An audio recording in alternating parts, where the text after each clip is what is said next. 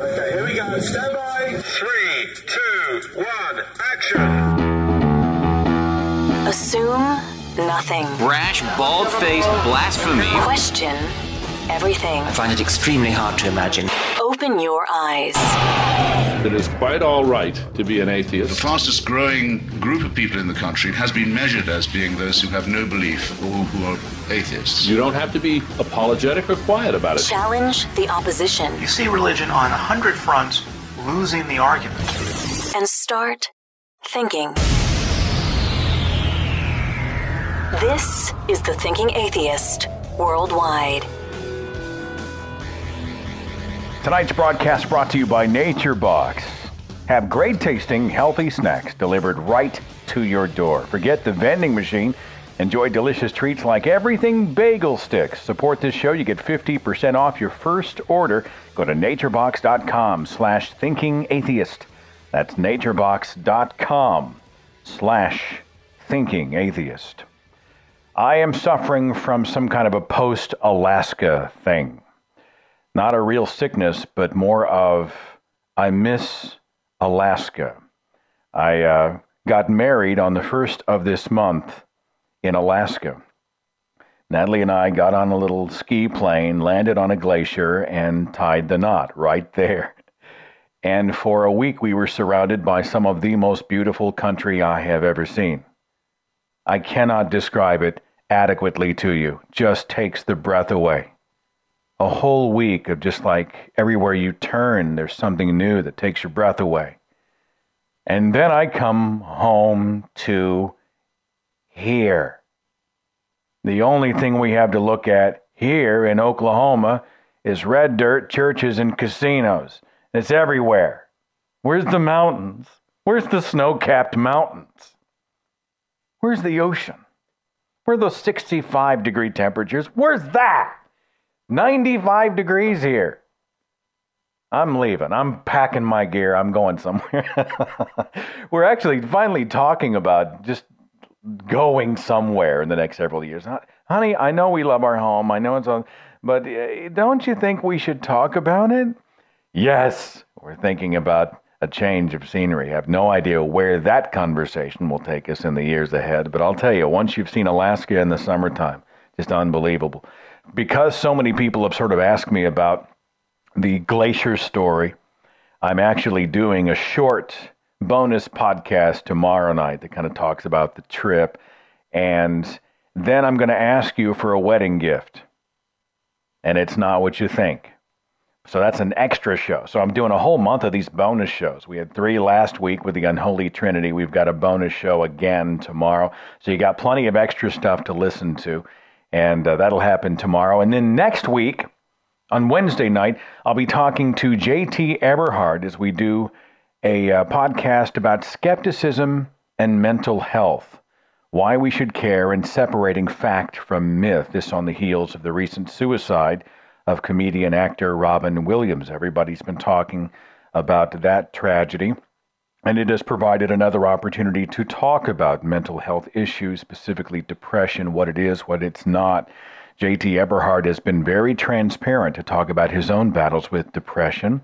And he's going to join me along with some other guests next Wednesday night as we deal with that. And I'd love to hear your perspectives on the issue. You can send an email to podcast@thethinkingatheist.com. The following Tuesday, on the 26th, C.J. Werleman's going to be back on the show. He's got a book out called Why Atheists Can't Be Republicans. And I thought, well, okay, let's have him on the show to have that one out. Can you be an atheist and be a Republican? C.J. Werleman says, absolutely not.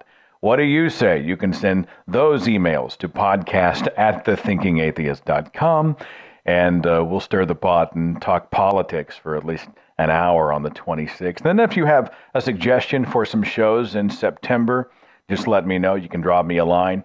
I love getting into the fall months because October means we get to do Halloween again, and that means our annual Ghost Stories show, which I have already started to prepare.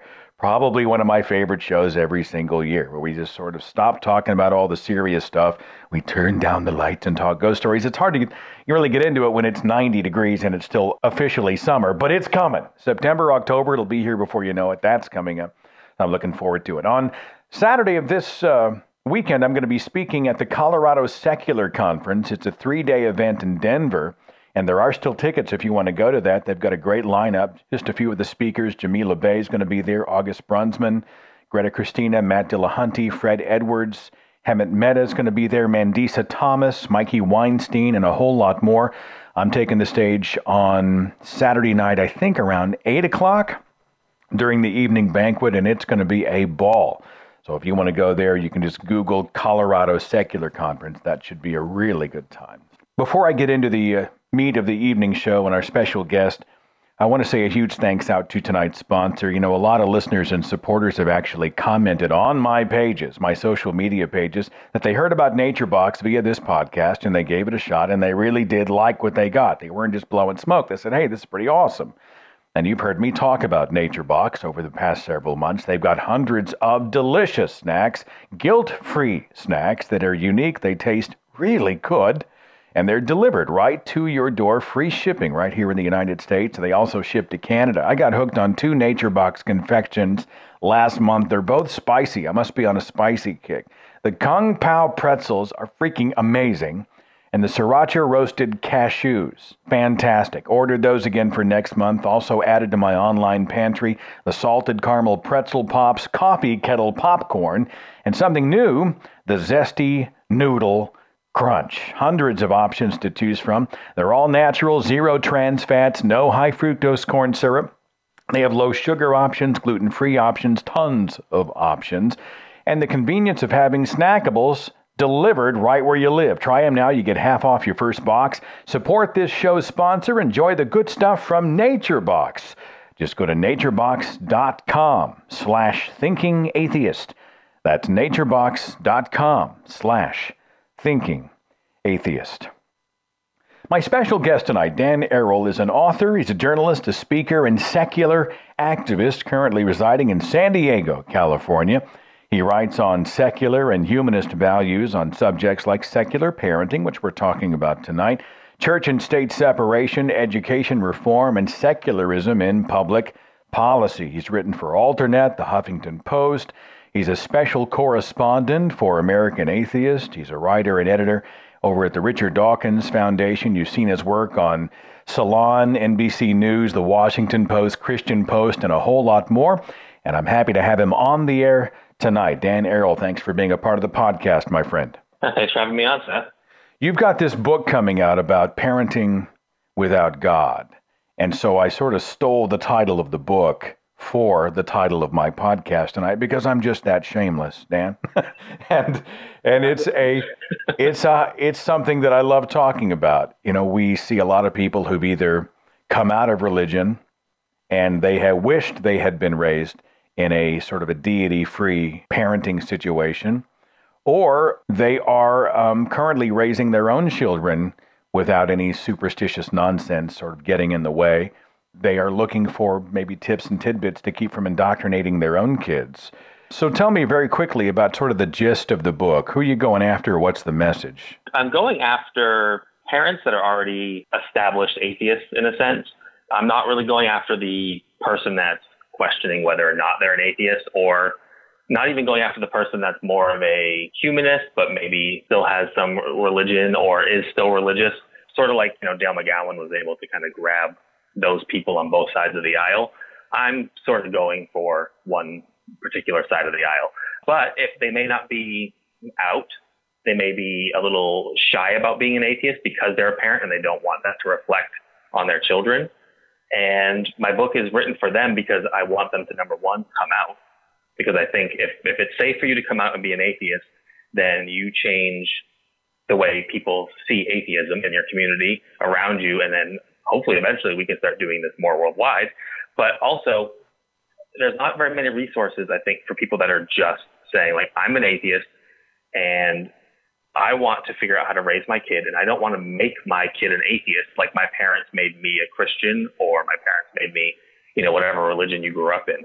There's a misconception that just because you raise a child to be an atheist doesn't mean you've necessarily allowed that child to come to his or her atheism organically, to sort of go down that path themselves to honestly discover the world. Atheists can be just as guilty of indoctrination, yes? Oh, yeah, we can for sure. And I think to a degree, I think it's impossible to say that you can give your kid 100% autonomy to find the world on their own. They're going to ask you questions. You're going to be honest. So they are going to pick up on things that you believe or things that you care about, and then they will start to adopt those. But the trick is, even as they progress in life, is to be able to question things that you told them, even if you tell them it when they're 12, and then they don't discover it until they're 18 that you may have been wrong. But if you've given them that tool, as they progress through life, they'll always be able to look back and say, well, I believed this because my dad did, but now that I know this, I don't think my dad was right, or I don't think my mom was right, or so on. But yeah, I mean, it's very easy to say, oh, my kid's an atheist because you don't bring him to church or them to church, because you don't teach your kid religion, and then they don't believe in anything. You can just say, oh, my kid's an atheist. But us atheists always say, stop telling your kid that they're a Catholic or that they're a Jew. Your kid is whatever they decide they are when they decide. And we can be just as guilty, and we have to be very careful of how we navigate the world and teaching our children. It's funny, being raised here in the Bible Belt, I can think of how many occasions where I've heard some relative say, my granddaddy, he voted Democrat. My daddy voted Democrat. Damn it, I'm going to vote Democrat too. And they do the same thing with religion, We've been Baptist in this family for decades. It's almost a point of pride in some families. It's like sort of continuing the family line, whether it comes to politics, religion, or whatever, huh? Yeah, I mean, it's everywhere. It's I got caught doing it myself with being pro-union. I was in an online discussion, and someone said, "Why do you like union so much?" And without even thinking, I said, "Because my dad was a union man." And then I was like, "Wait, that's not a very good reason." Maybe my dad was a union man, and it was terrible. So I had to actually come up with a real response to why I, am pro-union. And I did, and I had actual reasons, but it did cause me to go back and think, why do I believe what I believe? And that's the whole point. This book is also, I try to make it a little bit more universal so you can apply it to other ways of thinking. So yeah, it's mostly about religion and being an atheist, but you can apply that same level of thinking to the GMO debate or the vaccine debate or global warming and science and everything that comes to it. It's all in the same kind of way of thinking. And I try to give you some tools that I find helpful in navigating that. I've got an email here from Justin. With your permission, I'd like to read it and we'll address it together. He says, I'm Justin. I'm an atheist. There's something I've recently started saying within the past couple of years. I was raised in the Catholic Church and was a practicing Catholic up till my mid-20s. I went through all the sacraments up to confirmation and excluding Catholic marriage. My wife and I had a non-denominational wedding, holy orders, and being, since I'm not dead yet, anointing of the sick or last rites. I went to Catholic seminars, religious camps, and Holy Youth University. At some point, I noticed the questions and doubts I had about the whys would not be answered, or they just go away. So I continued to dive further, deeper into the Bible and theology to have a better understanding of my faith and religion. Well, reading the Bible from beginning to end just made things more confusing and ended up creating more doubt. I eventually ended up watching a debate that spun my world to an area of thinking I never thought about. The debate was called "The Catholic Church is a Force for Good in the World." I've seen that one on YouTube. It's the one with Hitchens and Stephen Fry talking to the archbishops. Needless to say, the debate did not restore my faith in Catholicism or God in general. From this point on, I went through the transition from religious to deist to agnostic to now atheist. Now I have my own children, an awesome 5-year-old son named Caden and an adorable 1-year-old daughter named Kaylee. I live in Kansas, so I know that God and religion will come up, and it has in some cases already with my children. I'm not raising them in the same fashion or faith that I was. My son and I discuss right and wrong in both complex and simple terms. I don't just tell him how to act. I question him on what he thinks the right way is, and we discuss with each other what being good is and why it's important. I never bring up the idea of God or hell, as it was to me, and he gets it. Like the idea of being moral, he gets it better than I ever did as a child. Maybe this was because as a child I was good out of fear of punishment, where he's good simply because it's right to do so. I know I'll eventually get the God-Jesus questions from him, and I'm not exactly sure how to handle them yet. I feel wrong to ignore the topic completely, so what would be the best way to deal with religious questions with my children as they grow up? Justin. What do you think, Dan? He's got kids. The issue of religion is going to come knocking on the door. People may even eventually start targeting his children. What's the approach? Well, he's completely right that he shouldn't avoid the subject. I think that's the wrong message. And a lot of people have messaged me and said, I just never talked about it. But then you have children that hear about it and are probably more confused. So the question is going to come, and I think the best way to handle that is to tell them exactly what it is that these people believe. There are certain people that believe that there is this being that exists outside of nature, and he created things, he controls things. Go into it, depending on what God or religion you're talking about and how much you know about those gods or religions, and explain to. But you don't have to do so in a way that affirms that it could be true. But you don't have to downright insult it or say. You can just say, "This is what some people believe. Here's why they believe it," and then ask them how they feel about that belief. Maybe you say, "Well, they believe everything was created, and they don't believe in evolution that we've talked about, or that you don't believe in this thing that we've talked about, and they feel like this is right and wrong," and kind of get their feedback on how they feel. And it's not really something where you're going to say, "No, you're right or wrong." If they say, "Oh, well, that makes sense that life's so complex it could be designed," then that's a conversation then inside that can be had. And then you approach that topic. Well, why does it look like design? Here's arguments for and against, and have that real conversation. And of course, we have actual science on our side, and so don't shy away from leaning towards that and saying, this is actual science with evidence. Here's what they believe, and here's why they are contradictory or conflict, and kind of go from there. The conversation will start, and it will pretty much flow naturally from there, I think. So let's say Justin's got a neighbor or maybe a relative calls up and says, "Hey, we're going to church. We'd like to know if your kids would like to join us." And you would respond how? Depending on their age. If the kids are much younger and you don't feel your kid has a quite grasp that they can sit there and have an adult tell them something and say, "Oh, well, it's coming from an adult, it must be true," I would say no. For a young child that is just going to see an authority figure and take what they say as truth, it's probably not the best idea, because it's just going to be jammed down their throat and they're not going to be allowed to question it. If the kid's older and they're teens and they can handle it, then ask them. I mean, if they want to experience church, I wouldn't say no.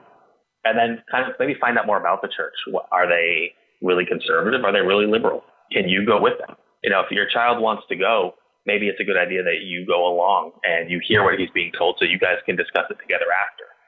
If you can't go, or they don't want you to go, but they still do, then when they come home, set time aside, you can sit down and talk about what they learned in church and how they felt about it. And again, it's all about sitting down and having that talk and figuring out where they stand and how they feel. If somebody wanted to sort of cordon off my child from me for a couple of hours to take them to a church, and I could tell by implication I wasn't really welcome to go along, the alarm bells would be blaring inside my skull, right? I would see it as an attempt to circumvent what I'm trying to accomplish as a parent and hyper-target my kids. Oh, yeah. I mean, if a parent called me and said, "We want to bring your kid," and I said, "Can I go?" and they said no, then they're going to get a flat no for me. If there's some reason why I can't be there and my kid can, there's going to be a problem. And then I would have to have another discussion about how they talk to my child, or what happens at their house if my child goes over to visit, because that's going to bring even more alarm bells than just, "We want to take your child to church." I've got an email from Carmen who said this: "Our main issues have not been with our children, but with the parents of their friends. People simply assume we are Christian, and usually we let it go. My husband is sort of a lax Episcopalian, but for the community, not the religion. I'm an atheist. We've not even had much trouble with family. My parents were Catholics, but became atheists after the sex scandals, and with a little help from reading and discussion from me." Good for you, by the way, Carmen. My in-laws are Episcopalian, but accepting of the idea that our kids can choose for themselves. I think the fact that our entire extended family is highly educated leads to a little more acceptance. However, two major issues have arisen in the past few years as our kids get older, and both related to the adults associated with my children's friends. My daughter's best friend's parents have already banned one atheist friend, so my daughter stresses that they will find us out and she will lose her friend. For that reason, we've remained fairly underground. The second issue arose when one of my teenage son's close friends was killed in an accident at the memorial after many people came up to him with statements such as, "He is in a better place, God wanted another angel, and you will see him again." He lost it and started saying fairly loudly and partially sobbing, "If God was so wonderful, he would have protected my friend, and he would still be here. You people are delusional to think that it's okay for God to want another angel." At this point, the adult, instead of backing off, escalated the situation by insisting I make him apologize. Loudly and vehemently, I refused. I ended up having to leave with my very upset kid to avoid creating a huge scene, and I'm still fuming about this years later. The parent of his friend was very understanding and sent my son some things to remember his friend by. So our issues have not been so much with our kids. They're both fairly relaxed, agnostic atheists, but not extremely vocal about it. It's with the adults in their lives. They both have attended church and synagogue with friends. My daughter even went in grade school to an after-school Bible club a couple of times because they have great snacks. I wonder how other parents handle their children's relationships with the adults related to their friends. This has been our biggest issue. Dan, you want to weigh in on this one? Yeah. So number one, I think that's an amazing job by not apologizing and standing up for your child when they started speaking up at the funeral. That could be a tricky situation because, of course, you don't want to be disruptive, etc. But insisting that he apologize for expressing his emotions at that time or just made it worse. And it would have been you pushing your kid to the side and saying, "I'm so sorry for his actions." And to stand up for him, I think, is great. So that's an excellent parenting job. Dealing with the other parents is so tricky because I really do encourage parents to be out and open if it's safe. You know, if your job's in jeopardy or you feel like you live in such a southern state that people could actually hurt you, don't come out unless you can. When it comes to parents' friends, I would hate for a child to lose a friend because a family is atheist, but how great is that relationship if it's going to hinder on that? And do you do a disservice to the child by saying you should hide who you are for other people? So it's something I think your family needs to sit down and really talk about, and with your child, and really say, we think it's best if we are who we are, and let people decide if they want to be a part of our life for who we are, not for the illusion that they think we are. And then the second part is really to if your child goes to someone's house and they're religious, and it's like I've been kind of saying maybe too many times, is when they come home, discuss. What did they talk about at the dinner table? What did they talk about when playing? Did they insist on certain things in the house? What was, just finding out what the topics were. Did they talk about God and try to drill it into your kid if they had a hint that they weren't religious, or if they thought your parents maybe atheists, were they trying to save your kid the whole time they were there? Because then in that case, you need to make the decision. Do you go to the parent's house and have a discussion? Do you tell your child they can't go there anymore? And how do you work that out? And it's not easy, and I can't give you the 1, 2, 3 answer, but really it has so much to do with being involved, knowing who they're talking to, who they're hanging out with, and then not being afraid to stand up to those parents if they do cross a line. I had a message in from Julie who said this. This is kind of along the same lines. I wanted to bring the message up here. She said, "I've recently had a lot of experience in parenting without God. We've never parented with God. But we moved back to the South last year. My kids were raised mostly in the North, and I found that the Northerners were more respectful of not talking about religion or politics with strangers than Southerners are, so we never had any issues. Religion never came up outside of the house. The kids, an 8-year-old daughter and 6-year-old son, never dealt with repercussions for their lack of faith. But oh, what a year can change. A week ago, my daughter was playing with a group of her school friends at my son's football practice. The topic of God came up, and a boy in the group was talking about how God is so good. My daughter bit her tongue. He went on and on about all the blessings his family has because of God. Finally, my daughter said, God isn't good or kind. If your God is so good, how come he gave you a trip to Disney instead of feeding starving kids? And so she outed herself. The kids ganged up on her for not believing. That boy that started the conversation said when he grew up, he was going to get a gun and shoot her in the face because she's an atheist. My daughter said she didn't need a Bible to know that murder was wrong. One of the little girls said she wouldn't be friends with atheists. My daughter said, I don't care. If you feel that way, then fine. I'm not changing who I am for you or anyone else. And she walked away. The kids followed her and kept harassing her, and eventually she gave up and sat by me. Since then, we've talked about keeping our beliefs personal. She asked me why she had to be quiet and listen to them talk about God. She asked why she had to listen to them talk about evolution when they don't know anything about it and are talking about it using fake facts. I told her she didn't have to. She could get up and leave. I wish I could tell her to be as open about it as you are and to say what she thinks always. After that exchange, I'm genuinely worried for her safety.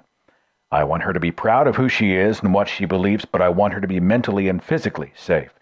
It's ironic that a religion that's supposedly the only way to be a good person has created children that gang up on and threaten another child for simply offering a dissenting view. You know, Julie draws a circle around something. Kids can be enormously cruel, whether it's peer pressure, whether it's bullying, whether it's religiously motivated. Someone saying, you know, I don't believe in God in the Deep South can be putting themselves potentially in harm's way. It's a very difficult situation. How would you navigate it? Wow. So first, I mean, her daughter sounds very intelligent and very brave. And if I could clap and make it sound not ridiculous on the radio, I would applaud her for the way she handled that situation.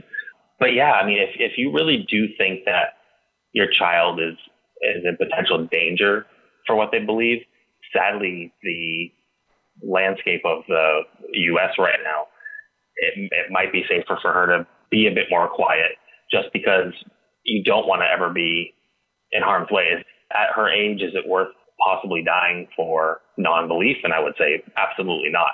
She has, you know, later in life, she can get out of there and do a lot more good with her knowledge than she will getting in fights or altercations. I don't want to minimize the threat that was made, but we all know how children can be. Now, we know, one in 1,000 might not be kidding. But we all know the bravado that young kids can have when they're trying to be tough, they're trying to be, when they're being insensitive, when they are trying to hurt feelings, when they're trying to frighten and scare. They'll say a ton of stuff that they would never do. But the idea that someone would have to hear those words in relation to them, one day I'm going to come after you and I will do physical harm to you, is a bit sobering. I think that what should really be assessed is there really a threat, or is it just a bully kid that wants to say mean things? I mean, I can remember in high school having kids telling me that they were going to kill me or something. And of course they weren't ever going to kill me. And they didn't even, physically assault me. Just the kids say really stupid things they don't mean. So if you really do think, wholeheartedly that there's an actual threat, then that's when you get authorities involved. You don't just ignore it as stupid kids. But if it is just kids saying the wrong thing, then, encourage her to read the situation. Is she somewhere where if they did want to get physical, can she get out of there? Can she walk away? Are there people around? Things like that. And then to be able to say, you know what, in this scenario, I feel safe in saying who I am and defending these positions, and to do so. And if she looks around and says, wow, if this person really did get mad and wanted to hurt me, there's nothing I can do, read the situation. We do it as adults. I'm not going to tell somebody a belief of mine if I actually think that they could physically assault me and I couldn't do anything about it. But for the most part, I'm always ready to talk about what I believe. Yeah. And I think the same can go for her. And she sounds smart enough to be able to read that situation. You know what, Julie? Just tell your daughter that Dan and I will be over on Monday. We'll just walk her to school. All right, Dan and I we'll just take the week off. We'll just personally escort her to the playground. Deal. We'll change all the minds. That's pretty gutsy to be able to stand up like that. A lot of people they'd have just folded and ran away to be able to say, look, this doesn't make sense. And what she said actually is hugely logical. You and I are surrounded by people who thank God for the pretty rainbows and for the beautiful weather and for the fact that they found their car keys, while, the family next door's child dies on the operating table, or while 14,000 children will starve to death, or while a plane crashes in Malaysia. It doesn't make any sense when you look at it objectively, and this young person had the wherewithal to be able to stand up and say what she thought. I thought that was pretty impressive. I've got Random Tangents on Skype. Thanks for calling the show. Who's this? Hello, Seth. It's Anna. Anna, how are you? I'm very well. It's about midnight on my end of the phone, but never mind. Well, I'm glad you called the show. Our Skype connection is not amazing, but I'm going to do my best to catch everything you're saying here. So what do you have for us tonight? I have 3 little rugrats, the eldest of which is 5. The youngest is 18 months. Now, my 5-year-old has started asking some questions, and I don't want to do what my mother did and just say, oh, it's just silly stories, and distract him with something else. Because he's an intelligent kid, and he understands. It's just like, I don't actually have very much secular parenting to go from, because it's generally not discussed. Generally, secular society, religion isn't a big part of life. It's your own business. What goes on behind your front door, you don't put it in other people's faces, and mostly they don't come and have a go at you. But that also leaves a problem with it not being discussed, is you don't actually have a lot of advice to go by. Do you anticipate somebody coming after your children, or your children coming to you with questions about God and religion and faith? There is in the UK a law that states that all British school children have to take part in an act of Christian worship on a daily basis in assemblies. Now, that's going to lead to some questions. That's one thing I'm lucky we don't have to deal with here is that we don't, at school, at least I know that their teachers aren't supposed to talk about these things. So it's a little easier, but I think if it's forced and they have to come home with it, then trying to be aware of what maybe that week they talked about, or in that class, or if it's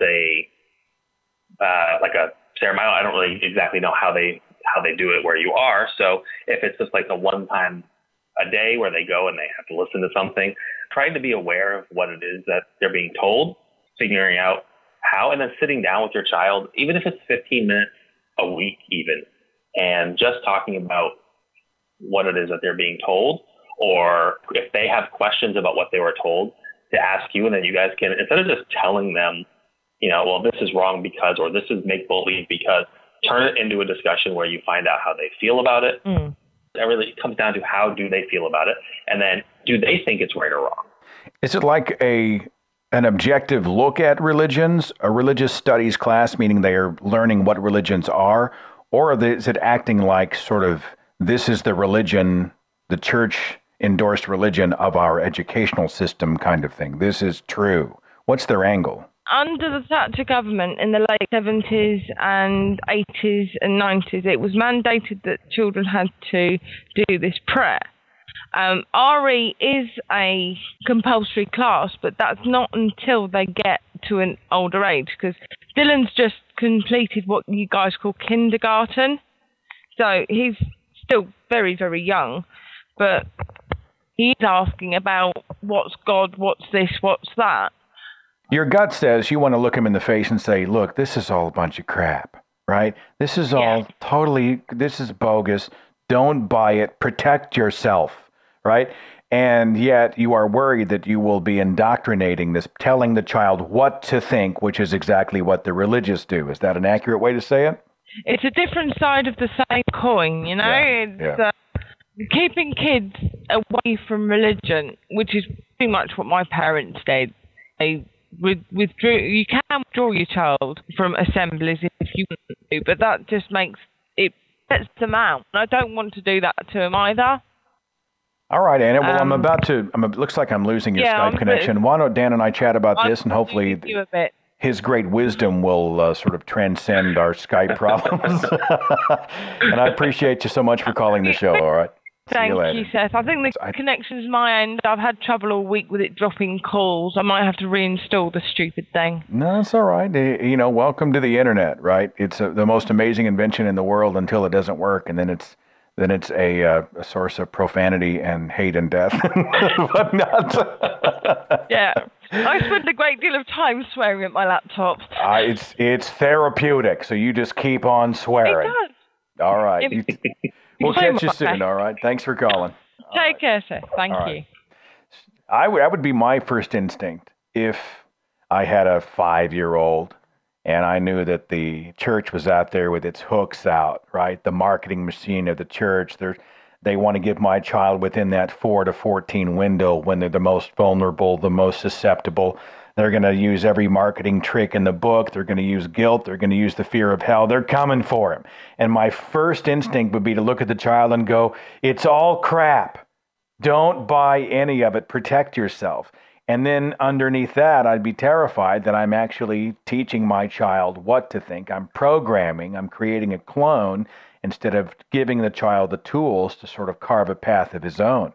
And that's probably a common challenge, yes? Yeah, and I think you can kind of still say that, but maybe a bit more tactfully by saying, just because I really want to say to my kid all the time, or anybody I meet even really when talking to them, is it's all BS. It's all fake. But instead, you can say, you know, maybe a little more coy. You know, certain people believe that this God did these things and is responsible for this, and they worship him for these reasons. And you kind of explain to them each step of their religion and what the religion is, without ever having to really say it's not true, but without ever saying it is, and just saying that some people believe it. And then you can offset that by showing them, you know, the flip side of that coin. Here's what naturalism is. Here's scientific evidence for one thing. Here's their contradictory beliefs. What do you think? And I think, honestly, most of the time, a kid's going to not pick just the easy answer of, oh, well, they believe this, and it's so much simpler, so it must be true. Because if you can really spell out why something is what it is, you know, why is there diversity in life? Check out this really cool explanation versus these people over here believe that guy did it, and these people over here believe that guy did it, and these people over there, well, they don't really know, but they think that this happened. It can go on. And I think the more you learn about religion and the more you learn that there's so many, it all starts to make sense, and it all starts to fall into place that they can't all be right. This is why I think a comparative religions class should be mandatory. The objective teaching of what each religion is, who their deity is, what their holy book is, their basic doctrine and beliefs, what's their paradise, what's their punishment. And I think any child paying half as much attention as we did in school will go, hey, wait a minute, you know, these are all sort of interpretive dances to the very same tune. These are all kind of similar. And why are there thousands of gods? And, you know, they might come to the conclusion a hell of a lot easier than I did, for sure. I don't know. Did you ever have religion in your life, Dan, or were you a full-time skeptic and you're just going to make me feel even more ridiculous for taking so long? Are you a lifelong atheist or what? Nope. I was Pentecostal. We didn't handle snakes or anything, but no, I wanted to be a preacher when I was growing up. I had a lot of hopes of spreading the good word until around middle school. I stopped wanting to be a preacher and wanted to be other cool things, like a rock star. But then in high school, I actually started experimenting with other religions, and that's what drove me to atheism. And that's why I completely agree that comparative religion courses should be in all our schools. Especially once you hit middle school, high school, that's a great time to start looking at the world and how other people think. And I think really, as it did with me, once I started learning about other religions, kind of just came to me one day. I was just like, oh, wow.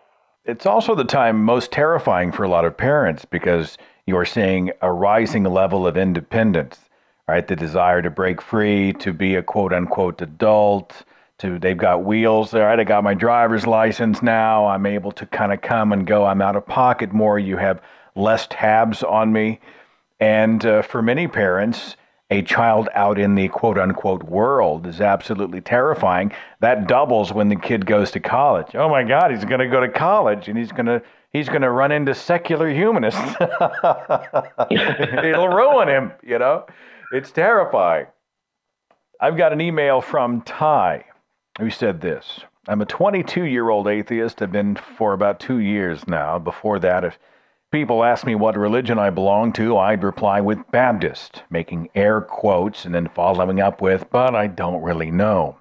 For most people, this answer was enough, which is surprising in retrospect, as I lived in backwoods Virginia.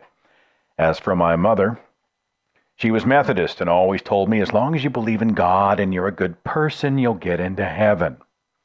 Do these people read their Bibles? Dan, I mean, that's completely in conflict with the instructions in the Bibles that Methodists teach from. It boggles the mind. Anyway, back to the email.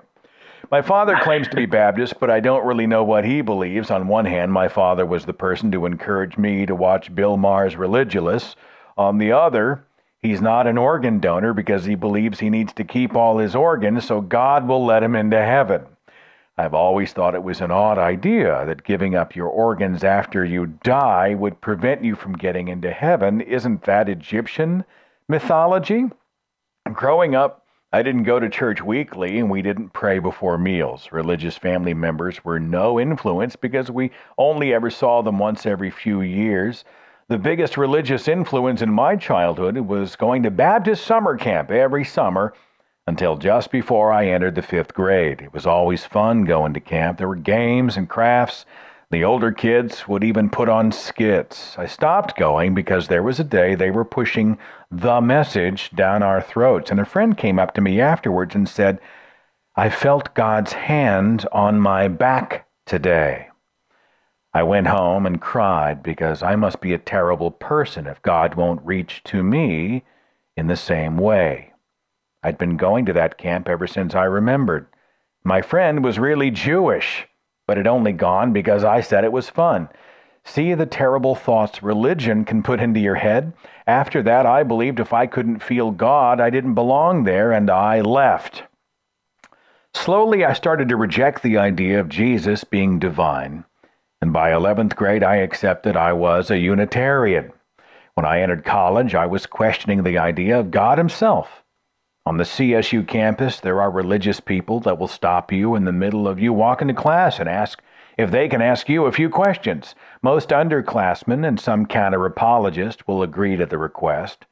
The religious individual will then ask, do you believe God is good, bad, or both? Do you believe you are good?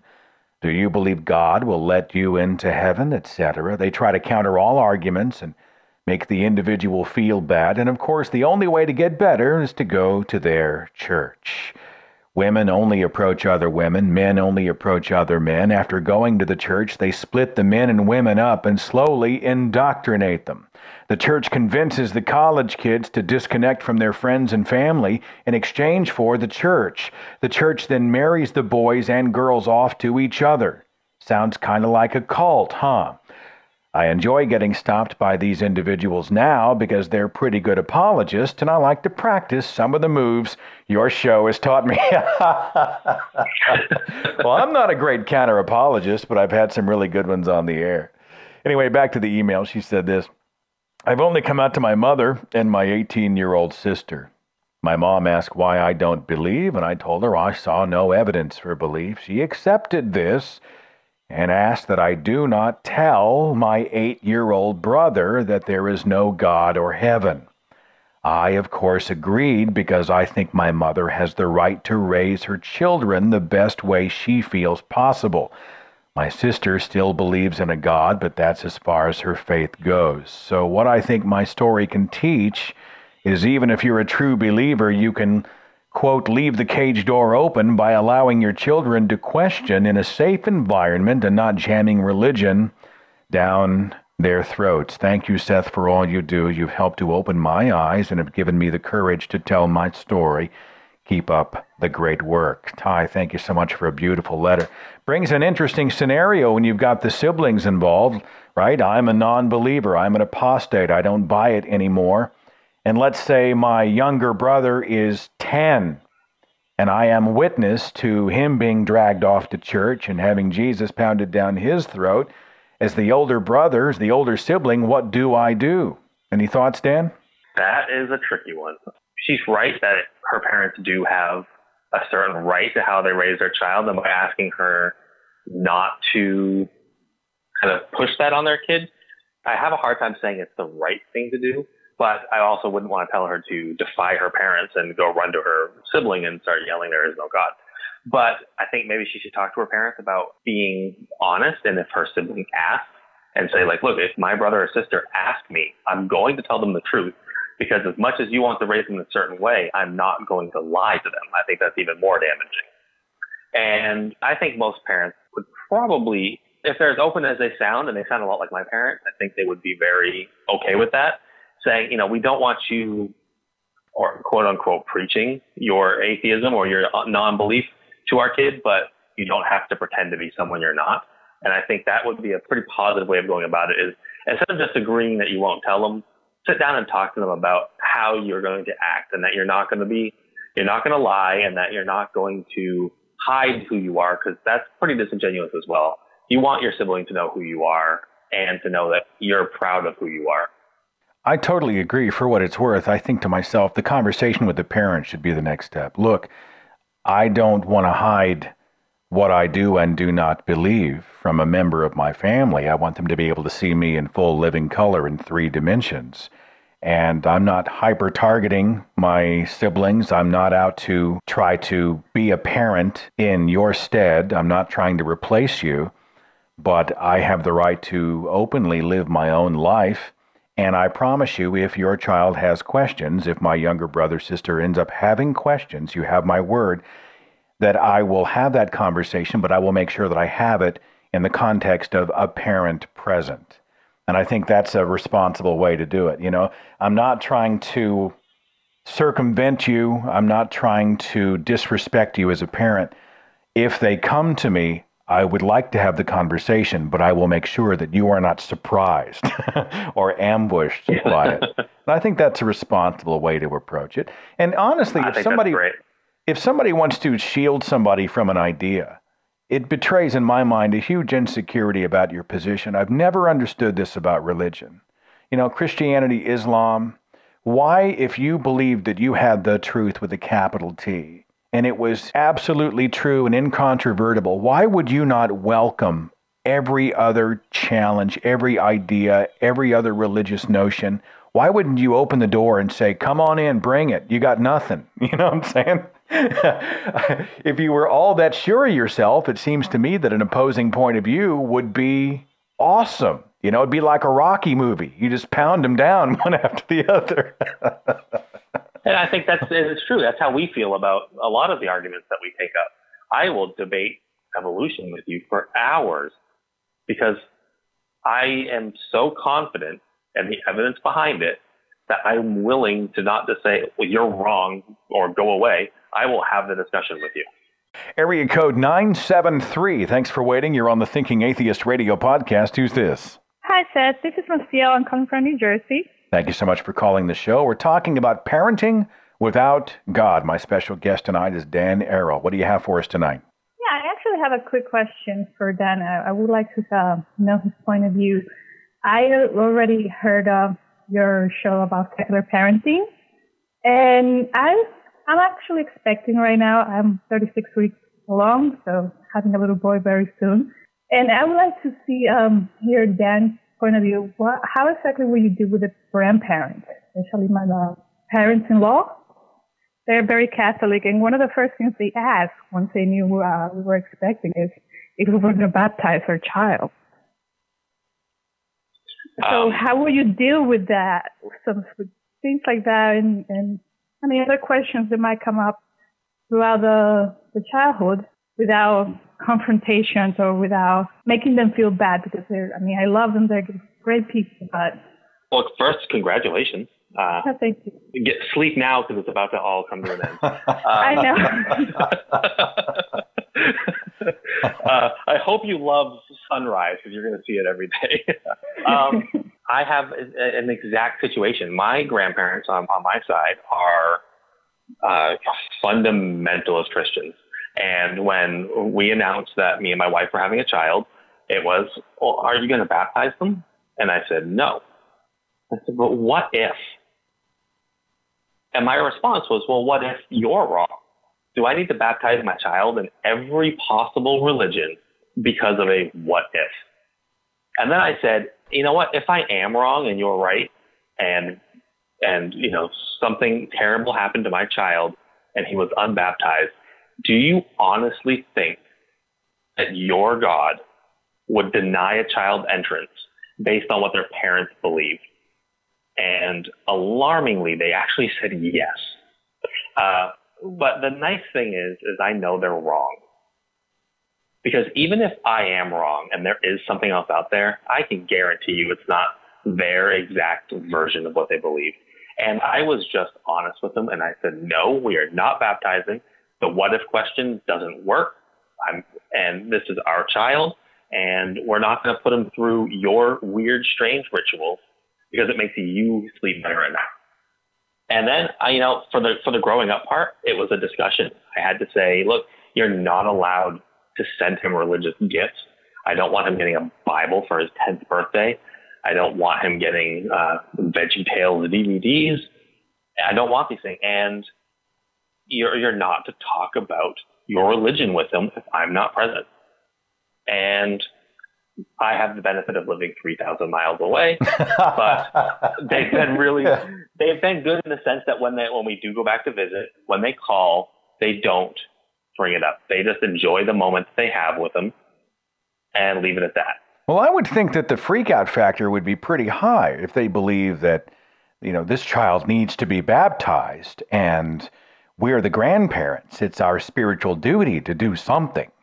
There's no sort of planning behind the scenes. You don't see that look in their eye when you get together at family events, like they want to sort of grab him, take him off in the other room and throw Jesus at him or anything. There's none of that.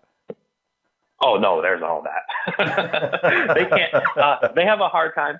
Hopefully they don't listen to this. They have a hard time with the very idea of me writing a book, because they want to tell me that they're proud of me for writing a book, but they can't do it because of the book I wrote.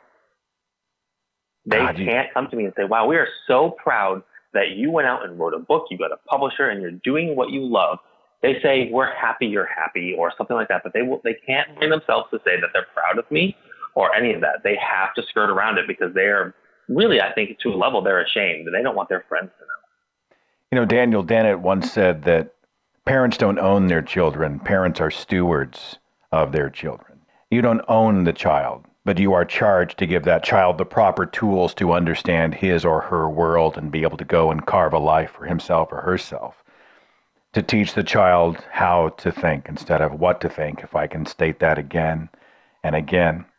And that is a challenge when you've got grandparents, you've got aunts, uncles, siblings who are devoutly religious. Are all of your family members religious? Well, yeah, most of them are religious. I happen to be the only one that is actually an open atheist. From my parents know that I am an atheist. I've been an atheist since I was 16. I'm 28 right now. But to them, I'm just mad with God. You know, they say, "Oh, she's an atheist," with that sarcastic sneer in their mouth. They're just waiting until something happens and I discover myself or something like that. There's a God. So, I mean, I don't hide it, but it's not something that I go around, that I feel that I have to, that I should be promoting.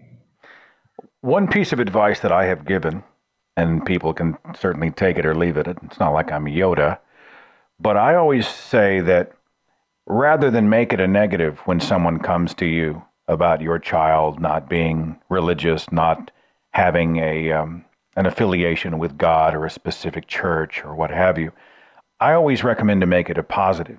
You know, we are going to raise our child with the tools to be able to figure out what they believe. And so we're going to teach them what Christianity is. We're going to teach them about Catholicism objectively to show them what it is. We're going to show them what Islam is. We're going to show them what secularists believe. We're going to teach them science. We're going to show them the history of religions.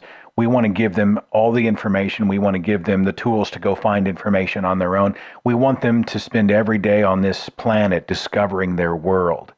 And our desire is to see this child develop a worldview of his or her own so that it wasn't spoon-fed to them, but it was something that they could really own, a foundation that they created for themselves. We are excited about perhaps even learning something from our child in the years ahead. Maybe he or she comes to us and says, look what I've discovered. And every day becomes sort of a new instance of the scientific process in motion. I think you can be positive about not necessarily painting the child's life with a single religious stroke, but allowing the child to be able to make every day a discovery and to develop something on their own. I think that's a nice way to frame it. And so, I mean, if you can paint that child's upbringing with, man, every day is going to be science class. Every day is going to be an opportunity for them to see the world and how awesome the universe is and to maximize every moment. And we are totally jazzed about that. I think that's a great way to frame it. And I think it's a little less intimidating for the religious who are peering in the windows, all freaked out because, you know, they're not a Jesus follower yet. You know what? If he's 18 and he comes to us and says he's going to follow Jesus, at least it'll have been his choice and not something we ram down his throat. I think that's a perfectly valid way to frame it. I don't know. Does that help you at all?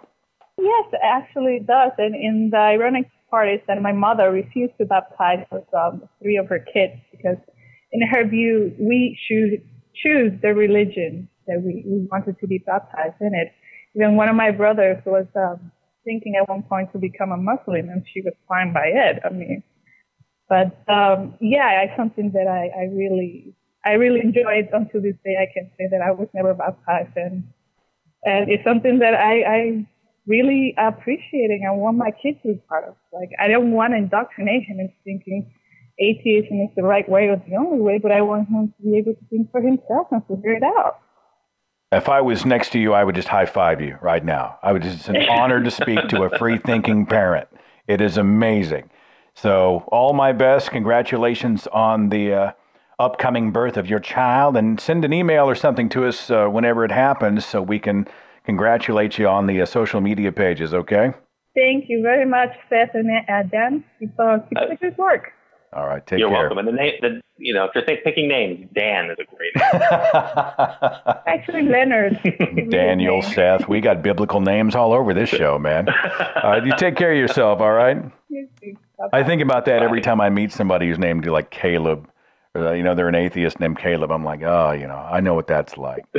You mentioned something a minute ago, and I thought you and I could be brothers. I have two parents who used to see me on stage when I was doing Christian broadcasting, and I'd be introducing something or speaking in some capacity. I was a public figure, a successful broadcaster, and they were beaming with pride. They were beside themselves. They couldn't wait to tell family and friends about what Seth did last week at this meeting or this service or this concert or this special event or this charity function. And now I have one of the most popular radio podcasts on the internet, at least in regard to secularism. I'm an author. I've got all these little milestones in my life that I'd like to be able to share with them. And I think in some ways they'd like to be congratulatory. They'd like to be proud, but they can't overcome the shame that they feel that all of these things are about atheism. They stand in contrast to their sacred religious belief. So they can't be happy for me. They can't congratulate me. They can't say, well done, we're so proud. They have to mostly they just stay quiet. That probably rings a bell with you, huh? Yeah, I'm fortunate because, like I was saying, mine comes from my grandparents, which makes it a little less just because they're not on top of me all the time. But, I'm really lucky that both my parents have been just unbelievably supportive of my entire journey through discovering who I was. And my coming out and becoming a vocal atheist caused my dad to finally say, oh, by the way, I'm an atheist too. I just kept quiet all these years because I thought I was supposed to. Or, just the fact that I was raised in that kind of household of Christianity, my dad never spoke up, but now he does. And he is very vocal. And my mom, who, for all I know and can gather, still calls herself a Christian, but shares my status updates, talks about the fact that her child's writing a book and what it's about, and are supportive. And I think a lot of that did come from me being able to show that I can be successful and happy doing this. Yeah. And I think I partially, can change minds a bit. And I think that helps. And that's why I really do encourage so many people to come out, is because you don't know whose life you're going to affect when you do, and make them feel that they can do it, and then they can be honest. People that maybe love you a lot and then realize you're an atheist, they're going to think differently about what an atheist is. With your permission, I'd like to sort of wrap up the show with an excerpt from your book, Parenting Without God. Now, the book is coming out in the next several days. It's coming out in the month of August for sure. Is that correct? That's correct. We're just waiting on the bookstores like Amazon to put it online. So it's kind of in their hands at this point. Okay, so if someone is listening to the live show, I'm guessing most everyone in archive will be able to go, and the book will be out by now if you're listening in archive in September, October, even into 2015. But is there a website that they could go to find out more? They could bookmark it, maybe pre-orders. There's some option they have for those who want to go ahead and get a head start? Yes, you can go to parentingwithoutgod.com. And that right now has a link you can click, and you can just put your email in, and I will just shoot you a quick email the day the book comes out. I promise I will not send you anything else. I will not spam you or sell it. I just want to have it so I can say it's out, enjoy, and then I will not bother you again. And then as soon as the book is out, I will just update that link to send you to the book. So if you're listening down the line, you'll just get the book right away. I should probably just have you read this. You're the author, but I've got it here in front of me. No, I want to hear you read it. Well, I'll start with a section here called Coming Out Atheist, and it's just a few paragraphs, but I really like what you had to say. You say this in the book: I know many parents, or people in general, who keep their atheism a secret. When it comes to parents, this decision is usually based on a few factors. They are either living in an area that's unfriendly to atheists and do not wish to put their children or themselves at any risk, or they simply think that being an out atheist will make life harder on their children. If you are an atheist in hiding out of fear for safety concerns, I will not take any time to talk you into coming out. You should come out when you feel it is safe. Sadly, parts of this country are not welcoming of atheists, and if you're forced into hiding because of this, I hope someday the movement moves far enough along that you can come out. If you are an atheist hiding just because life may get harder, I would like to talk to you about coming out, especially if you are a parent. Yes, for some, this may make life a little more difficult. Being out means you have to tell friends, family, co-workers, etc., that you do not believe in God, you are not religious, and so on. More importantly, though, is that change comes when numbers grow. Atheism is becoming more and more common. And as more people feel the desire to come out and speak up, the less odd it will be for someone to know an atheist. What a funny thing to think that some people simply don't know, or at least don't think they know, an atheist. Atheists are like aliens to some people. I believe we have a responsibility to come out when we live in a country and a world where so many atheists cannot come out safely. Those of us who can have a duty to come out and change the false image of atheism. We cannot do this from the closet. Change will not happen if we're all hiding from the world and afraid that we may get poked at or our kids may be called names in school. We can raise our kids to be smart and ready to combat such senseless bullying. We're not protecting them or teaching them great lessons by hiding who we are. We should never let society dictate who we are. Is the lesson we want to teach kids one that says to hide who they are because others may not understand? I don't think so. I wear my atheism on my sleeve. As much as I like to think it does not define me, in a society like this, it very much does. The fact that I'm out and an activist means that when someone Googles my name, they know all about my stance against religion and my rejection of the God claims. I'm proud to stand up and say I reject the Christian rights claims about the U.S. laws being derived from God.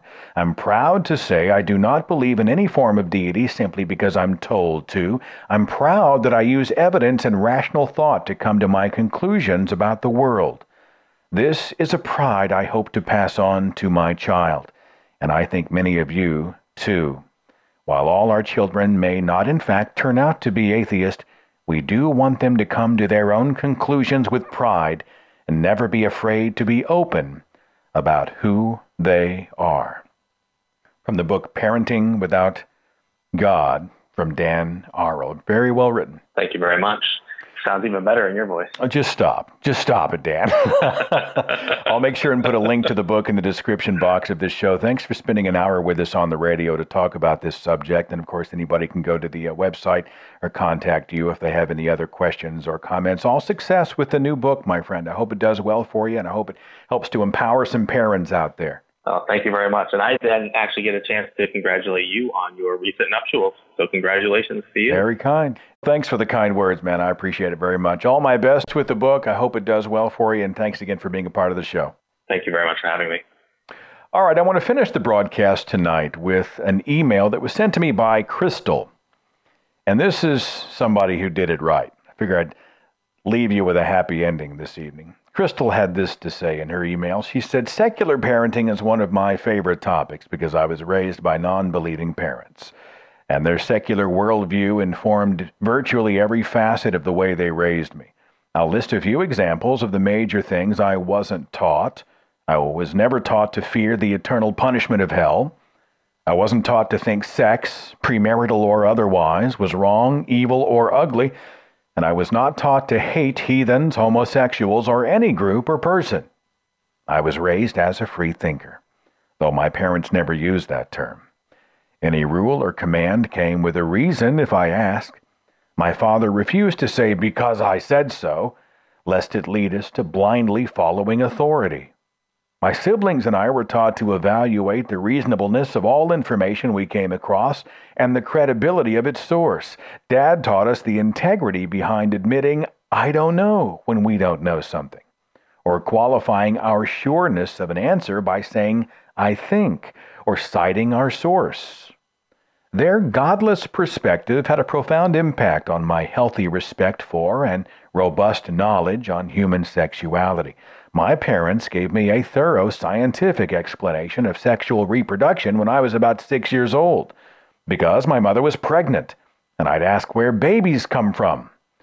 This early, thorough explanation did not take any fun or beauty out of sex, but it did take away any reason to develop unhealthy or limiting ideas about it. When I was older, they taught me about safe sex and suggested I wait till it was legal, and they even offered to buy me toys if it would help me do so. One of my graduation presents from high school was a box of Trojans. Best of all, my dad taught me a lot of the wonder and beauty of the world by teaching me science. We went on walks through parks and college campuses like Harvey Mudd, Claremont, California, and he taught me about the absorption and scattering of light and how our eyes interpreted colors. He taught me the binary number system, hexadecimal, and Boolean algebra when I was 12, all kinds of science from virtually all disciplines. I remember comparing my parents to my friends' parents often and always appreciating my parents' teaching methods and behaviors. They never tore through my bedroom looking for love notes or drugs. They didn't embarrass me in front of friends or teachers, and they encouraged me in all reasonable endeavors. They spoke with us, not down to us. Using their regular active vocabulary, they both read a ton of books, so I often learned new words just from regular conversation with them. They are ex-Mormons, so they did have some hurt feelings about religion in general and occasionally bashed religious beliefs, but I understood the context. Overall, the free-thinking, safe, and rich environment in which my parents raised me surpassed the best I could ask for. I'd like to end with some praise for your podcast. I've listened to all the older podcasts in archive at a rate of 3 or more each week, and now that I'm out of older ones to listen to, it pains me to wait a whole week to hear a new podcast. Your podcasts are informative, entertaining, and important for the secular movement. Keep up the great work with appreciation. Crystal, thank you for the kind words, and thanks for listening to the show. It means the world to me that people benefit from this broadcast. An imperfect show with an imperfect host, but it's one of the joys of my life, and if one person is encouraged and given some information through the content we bring and the guests we have, it's worth it all. And I'm hoping I'm doing this same thing 5, 10, 15 years from now. It's something that really brings me a whole lot of joy. So thank you so much. Tonight's broadcast has been brought to you by NatureBox. Browse over 100 different varieties of healthy and great-tasting snacks. You get 50% off your first box. Just check them out, would you? naturebox.com/thinkingatheist. naturebox.com/thinkingatheist. Tomorrow night, it's a wedding gift beyond belief. And next Tuesday night, we'll talk about skepticism and mental illness. That's all coming up in the next several days on the Thinking Atheist radio podcast. See you then. Follow The Thinking Atheist on Facebook and Twitter.